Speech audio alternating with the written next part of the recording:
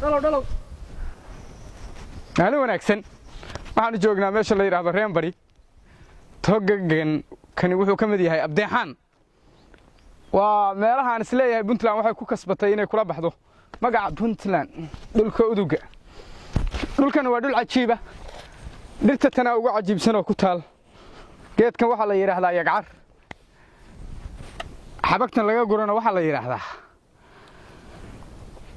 maydi xabagta maydiga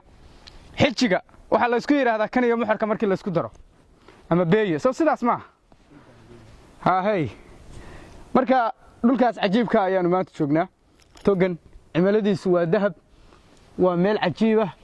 daruurihii iyo meelahaas iyo albari baa la yiraahdaa ereyadan dhan albari baa la yiraahdaa degmadan Baargaal bay hoos timaadaa ee aanu saaka ka nimi oo iyaduna ilaa 20 kiiloomitir meelaha ay noo jirtaa waxaan u mahad celinayaa Allah weyn ee nagu simay inaanu halkan nimaano si nabadgelyo ah oo dhulka yaga aanu sida ugu baashaalayno oo ka waramayno oo ka warbixinayno waxaan u mahad celinayaa oo aan halkan leeyahay waa mahadsantihiin shirkadda isgaarsiinta Golis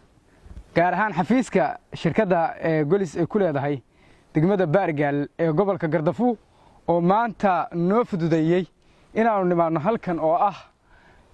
deegaankan cajiibka aniga iyo saaxiibkay Kilwa Aadan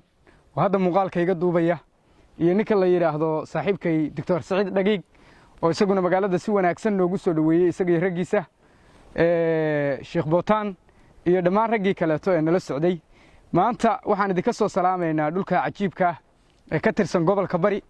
waxaan leenahay Ilaahay raxmadayna siiyo xoogaa halkani waa rooban tahay degsimaduna way taal